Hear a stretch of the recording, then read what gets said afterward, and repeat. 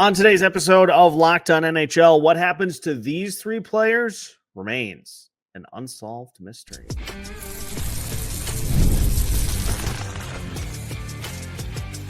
You're Locked On NHL, your daily podcast on the National Hockey League.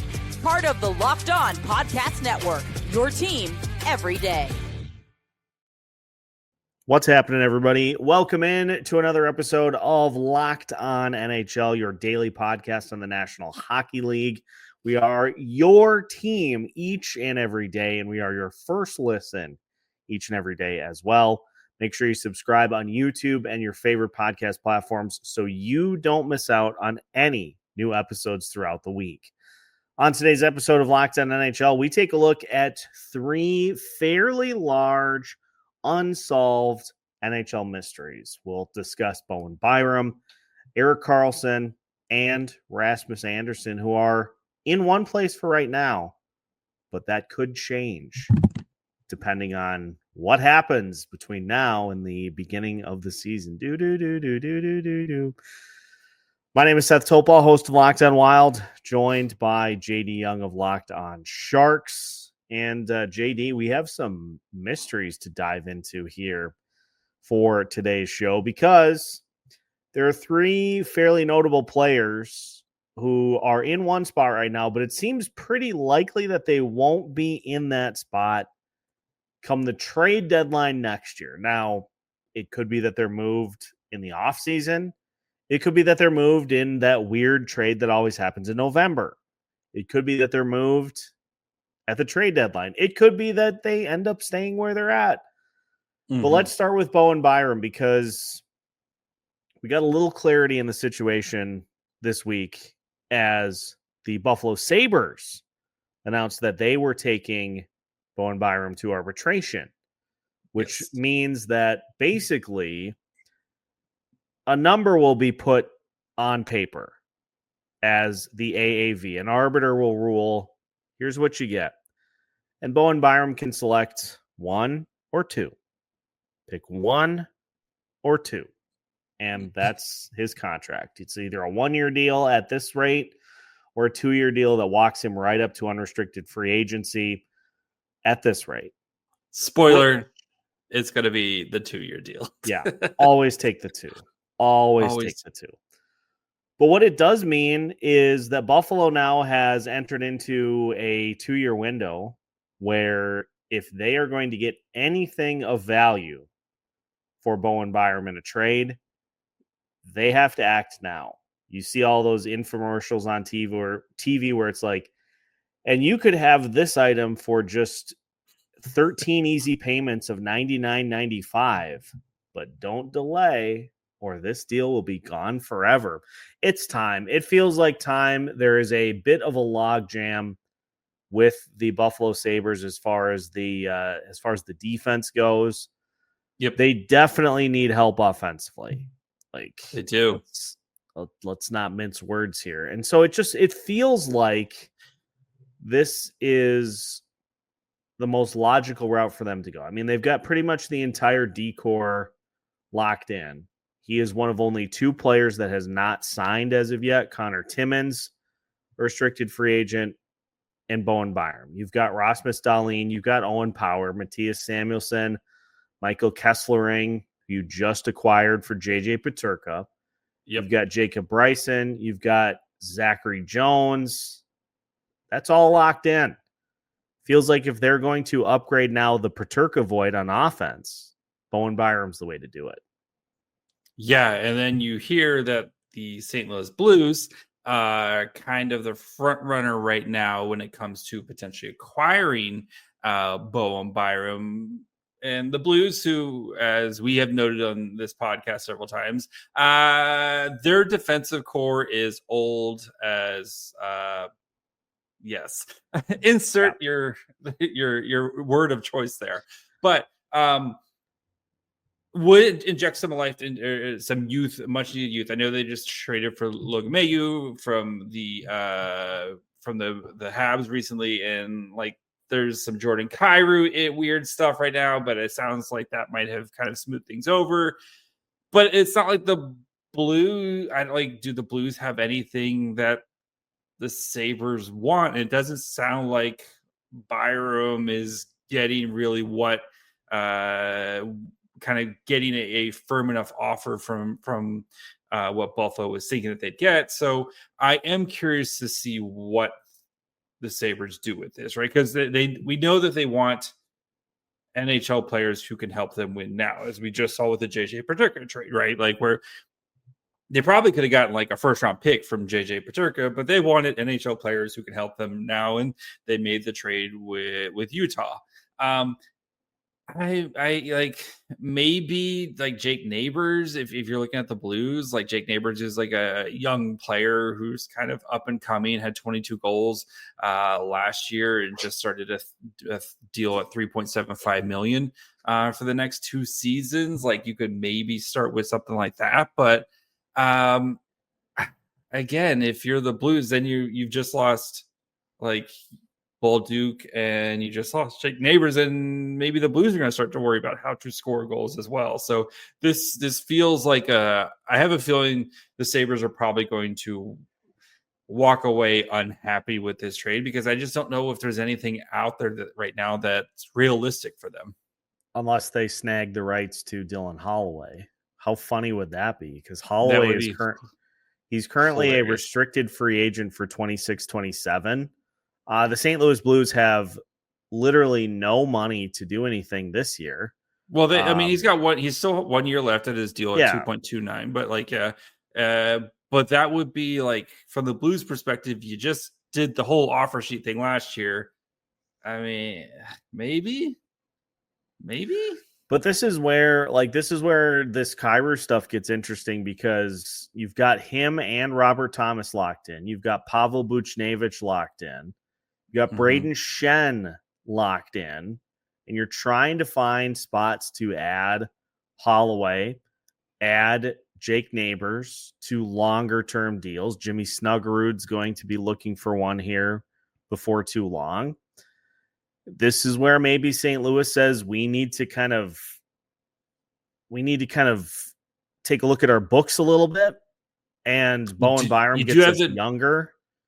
You do have the Torrey Krug IR contract that'll kind of put you, like, there'll be an LTIR with that, with the $6.5 million there. But like Byram's like looking for like $9 million a season. Like you're still gonna have to you're going to have to ship off a contract if you're the Blues and you're trying to get and I do think like the Neighbors one makes a lot of sense. That way, you can almost, at least in Buffalo's mind, you can kind of replace the JJ Peterka with Jake Neighbors type of thing there. But I know my Sharks have been sniffing around too. The thing, the Sharks just don't have any like NHL players that you want. Maybe if you start with Mario Ferraro, who would be more of like a 4 or 5, which probably makes more sense on Buffalo, kind of having, instead of having like all these high paid guys on your decor, having a guy like Mario Ferraro. But then after that, like the Sharks just don't have anything I think the Sabres really want other than futures. And it does seem like there's a lot of teams around there, but let me ask, so with all these, we'll ask the same question. Does the Byram situation get resolved before the season, during the season, or do you think this resolves itself and he stays with Buffalo long term? I think they will come to an agreement on a short-term contract to get that done, and I think he gets moved by the deadline. Because Buffalo is trying to go for it this year. How well is that going to go, knowing what we know about the Sabres, the fact that they haven't made the playoffs in 13 years? They're trying 14? To play too big a number. They're trying to play a Lindy Ruff style in a modern NHL. It just does not appear to be working unless they go crazy this year. This feels like a team that's going to be selling at the deadline, and they would be best suited to try to get something for him in return. I'm going to be aggressive. I think he gets traded before arbitration. I think they used the arbitration as a weapon so that way teams wouldn't try to offer sheet him. And that way they can kind of negotiate a little bit more. I think he gets traded. I think he gets a long-term contract before arbitration from his new team. That is my that's what I think happens with Bowen Byram. I think it's that it's something like the Noah Dobson type of deal where you're and then a massive contract from him. That's my guess. I think it's done before the season. We go from a young defenseman to a much older defenseman who he's done. He wants out of Pittsburgh. Where? Or does Pittsburgh want him out? Well, we could be little column A, little column B. What happens with Erik Karlsson? We will discuss the latest on the offensive juggernaut in Pittsburgh as we continue today's episode of Locked On NHL after this. Today's episode of Locked On NHL is brought to you by FanDuel. Summer sports are in full swing, and whether you are all about baseball under the lights, golf on the green, or high-stakes soccer action, FanDuel is the best way to make every game more exciting. You're already following the action. Why not make it a little more thrilling? With FanDuel, you can get in on the game while your friends are getting sunburned at the beach. Here's one for you. Colorado Rockies are not great. They play at one of the highest altitude parks in Major League Baseball, a bandbox, a home run derby, whatever you want to call it. Next time your favorite team plays against the Colorado Rockies, how about you pick your superstar for an anytime home run against the Rockies? And you sit and you watch, you follow along to see if your player is going to go deep or if you're going to end up having to sweat that for the full 9 innings. It's an amazing way to watch a ball game. And if you are new to FanDuel, new customers can bet just $5 and you'll get $150 in bonus bets if your first bet wins. Open the FanDuel app today or visit FanDuel.com to get things started. Welcome back to today's episode of Locked On NHL. Once again, we thank you for making Locked On NHL your first listen each and every day. Seth and JD talking Erik Karlsson, the former Sharks legend, finds himself with Pittsburgh these days, or so it may seem. Apparently, Karlsson has had enough with the Pittsburgh Penguins, who seem to be the only team that has actually said out loud, we're not trying to win this year. You know what? First, more teams should tank. Don't lie to yourself.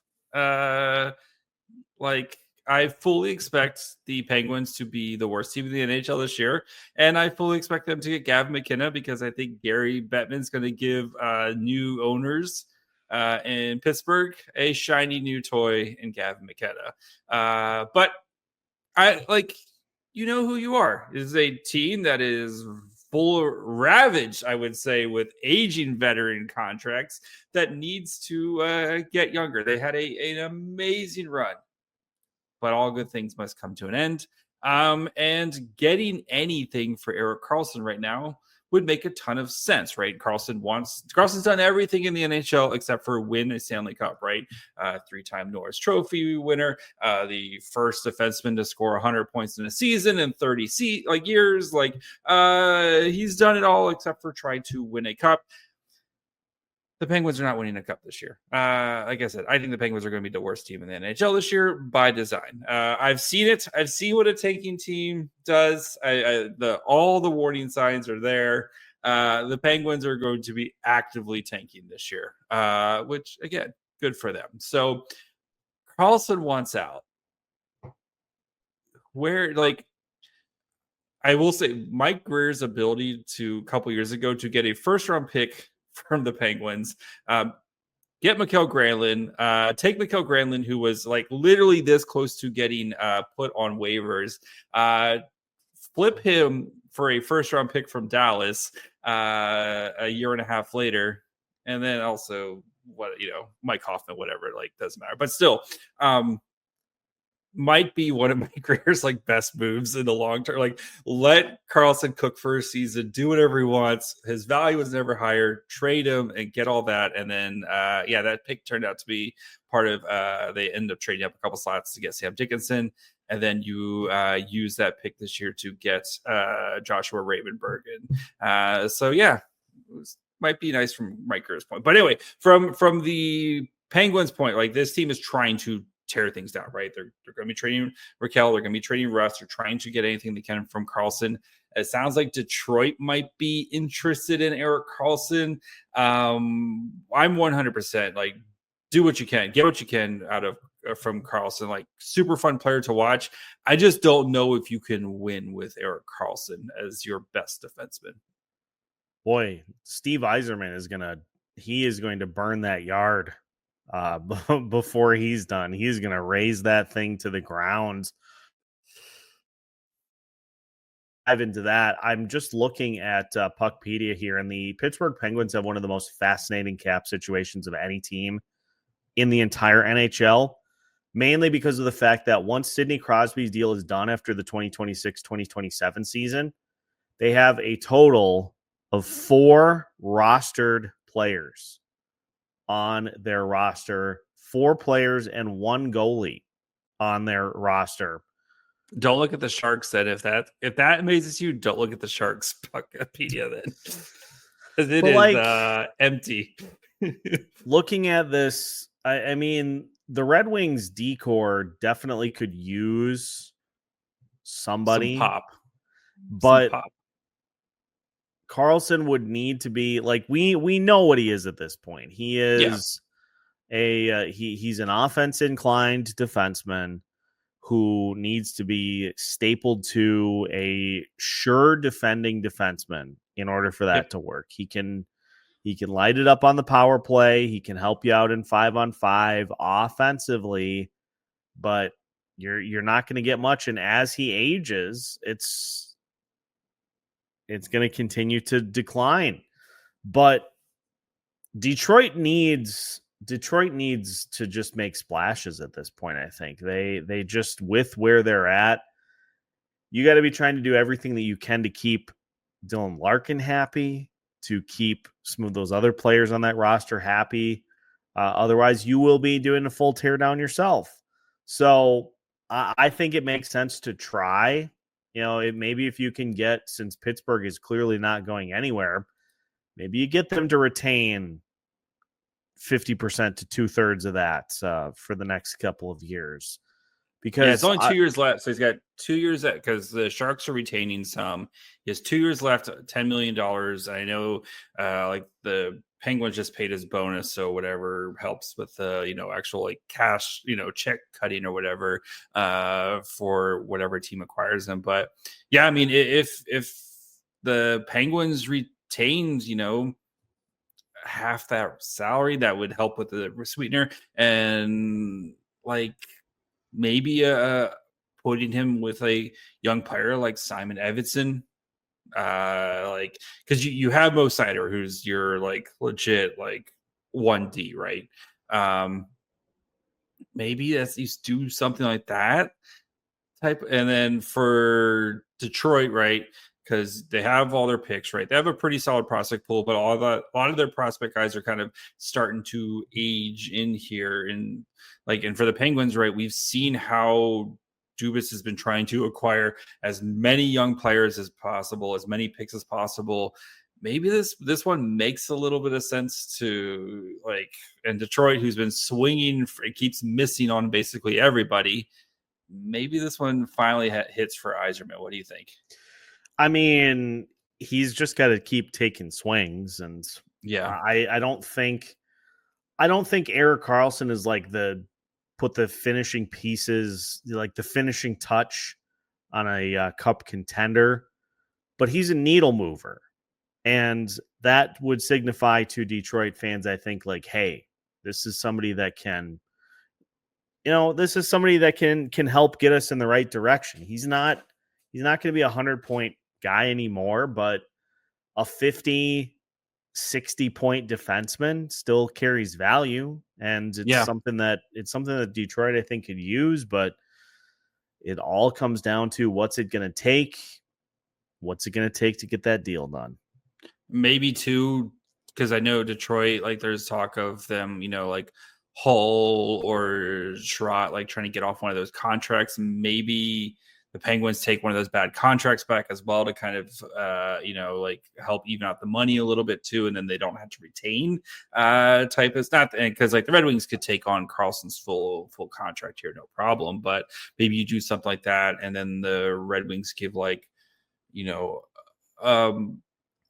a first with some like protections on it type of thing, and then maybe like a B+ prospect or something like that. Like I think both teams would probably walk away pretty happy with something like that. So again, I ask, does this get done now during the season, or does Karlsson just ride out this whole season on the on his contract, and then next off season, 1 year left, and maybe the Penguins look to move him? Pencil me down for November for this one. This is your random November trade? Yeah. I would normally reserve that spot for Bill Guerin to make a move for the Minnesota Wild, but I think the Wild have their sets squarely on the trade deadline this year. And I was gonna say, or the Canucks. The Canucks do random, like the Canucks do a random trade like that too. So yeah, this feels like the random November trade to me, because if Detroit gets off to a bad start, they're going to be feeling it and are, as a result, going to try to swing a deal to right the ship after what happened last year. Like, I don't think people realize just how bizarrely weird the Detroit season was last year. Like, they were terrible to start, fire their head coach, they bring in Todd McClellan, things get righted for a while, and then it's gone. The wheels fall apart. Yep. So put me down for November. I'm going to say the random training camp one, where everyone shows up to training camp. Karlsson gets there, like, oh crap, we forgot to trade you. Oh no, you're still on the roster. You're still on the roster. Yeah. Dubas is like, what are you doing here, bro? Dubas is just like, yeah, what? So, I got a slightly before the season trade. I think Karlsson will want to try to go to somewhere to win. We know the Red Wings dying to make the playoffs as well. I could see them willing to pull the trigger on here and try to get Karlsson, see if he can find some of his magic again. So, yeah. Well, as with this, time will tell. Now, the final player we're taking a look at, his situation may be a little more complicated. So we'll discuss yet another defenseman. We are D heavy on the Tuesday edition of Locked On NHL. Unsolved Player Mysteries continues next.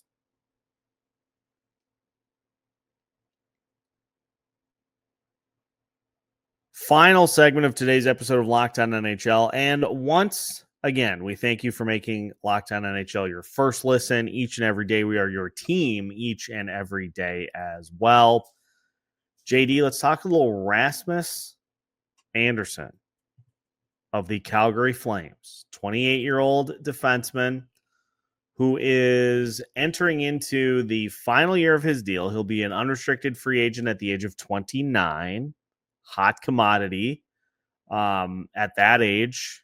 With what we saw with free agency this year, there are going to be no shortage of teams trying to scoop that up. So similar situation to what we talked about with the other two. You're going into the final year of Andersson, and if he's not going to stick around, you run the risk of losing him for nothing. But is it starting to look like maybe he is going to hang around Calgary and try to become a piece of this team going forward? Yeah, Anderson's interesting, right? Because very, very easy contract to move, $4.5 million, right? Right shot defenseman. And, definitely since Mackenzie Weegar showed up, has kind of lost his role, is not kind of the offensive defenseman for the Calgary Flames, but, still a valuable player.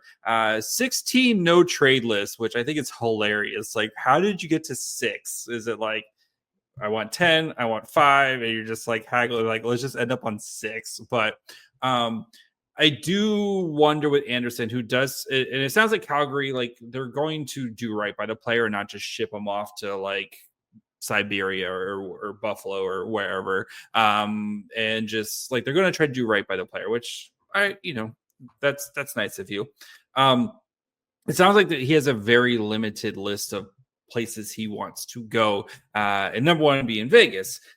Problem is Vegas just blew all their money on some guy named Mitch Marner. And of course they're going to be dealing with some cap ramifications here as, Vegas always finds a way, but like, they have the Alex Pietrangelo, who sounds like he's never going to play hockey again. And you feel bad. Like that's like a legitimate injury, but even with his, LTIR, like it is going to be very, very tight for Vegas to, kind of field the team here. And they still have Alexander Holtz that they have to, who's an RFA that they have to try to re-sign here. And like it just doesn't make sense unless Vegas Old Yellers another player until the playoffs, Mark Stone, something like that, right? But you do wonder if maybe, right, because Calgary was, other than the Blue Jackets, I think Calgary was one of the best stories of the NHL last year, right? Riding Dustin Wolf and being this team that was way better than a lot of people, myself included, expected. Do they maybe run it back and see how it goes? And then when you get closer to the trade deadline, Andersson might not be so picky about where he wants to go. And it's just like, just send me to a team that's good, and then I can go play for a good team. Or like out of the 3, this one, maybe he goes back and he has a great season and then they just do a contract extension. Like, because like the Flames are kind of in that, like, we're going to retool era and try to kind of thread that needle of, we got some good prospects that we have coming that we like, Zane Parekh, et cetera, et cetera. But this team's, was much better than we thought they were last year. So like out of the 3, I feel like he's the one who I would expect to maybe sign a long-term deal, but I don't know. I mean, I could also see him easily playing for somebody else. This is my trade deadline move, I think, because of exactly the reasoning that you laid out, that it makes sense for Calgary to just say, hey, let's just see how this goes this year. If it's not going to your liking or our liking, you've got a pretty appealing trade piece at the deadline, in which you'll be able to get a sizable return for, if it gets to that point.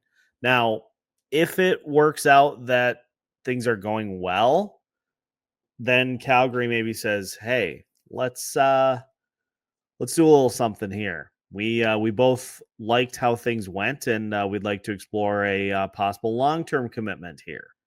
I think those are the 2 most likely scenarios, because, it would be one thing if you were talking about somebody who is like a third pairing defenseman, where you're like, oh, let's get a rookie in here. And let's plug that spot with a rookie, and let's get this guy off to a team that needs a little more veteran leadership. Like he's not really in that vein. So at this point, it just, it makes the most sense for Calgary to just wait and see.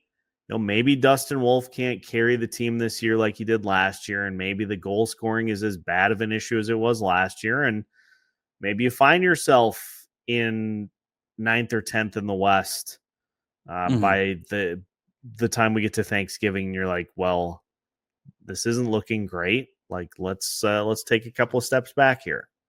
Yeah, then you have Zane Parekh, who, like I said, you just drafted high in the top 10 2 years ago. Outstanding season this year in the OHL. Like, potential guy who might be ready to, if he starts the season well, like might be ready to kind of take a bigger role here.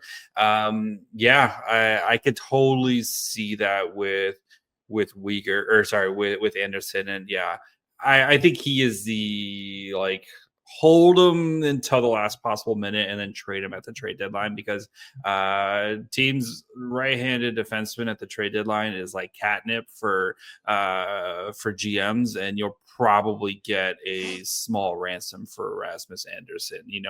I know the Noah Hannafin trade, you can literally look at what the Flames did not that long ago when they traded Noah Hannafin, and he got that was part of a 3-way deal, but the Flames got a first-round pick and a conditional third-round pick from Calgary for that deal, in a prospect as well. So you could easily see the Flames be like, here's what we got for Hannafin, let's do it again. So, and especially when you have guys that you're really excited about kind of getting ready to kind of enter the fray, the more I think about it, I think it makes sense to clear out Anderson at some point to make a path for Zane Parekh to be a full-time NHL player for the 26-27 season. So I think he's gone at the deadline. So then he'll sign with some ridiculous contract next offseason, where teams will in 2 years absolutely hate that contract. 8x9. Whatever. I don't. It will be 7, 6 by. I don't know when the 6. new It's 6. So trust me, I have been looking just to keep up to date on the Kirill Kaprizov situation. It's a 6-year deal. That'll be the biggest free agent deal that can be signed effective after July 1st next year. So. He'll sign some 6 for 10 million or something like that, and the team will be like, "What are we doing with our lives in 18 months?" But it's probably gonna be the Sharks doing. What are we doing with our lives? The Flames are going to be wondering what they could have done if they had simply gone out and acquired Cam Fowler. Who's gonna be getting an extension. I hope it happens on a Monday so we can talk about Cam Fowler for an entire episode. Unironically. When that does happen, if that does happen, you are going to get just a few outrageous texts from me to set up our planning session for the episode. We got this, guys. Clear out. It's just going to be all caps. Clear your schedule. Clear Cam Fowler, the greatest blue of all. Clear your schedule. Well, time will tell as to how these unsolved mysteries resolve themselves. Could be training camp, could be November, could be the trade deadline, could be next off season. We'll keep an eye on all of them and let you know what ends up transpiring. That is going to do it for today's episode of Locked On NHL. Once again, we thank you for making Locked On NHL your first listen each and every day. We are your team each and every day as well. Make sure to like and subscribe on YouTube so you don't miss any new episodes throughout the week. And make sure to follow us on your favorite audio platforms as well. We've got you covered with new episodes every Monday through Friday. As part of the Locked On Podcast Network, we are your team every day.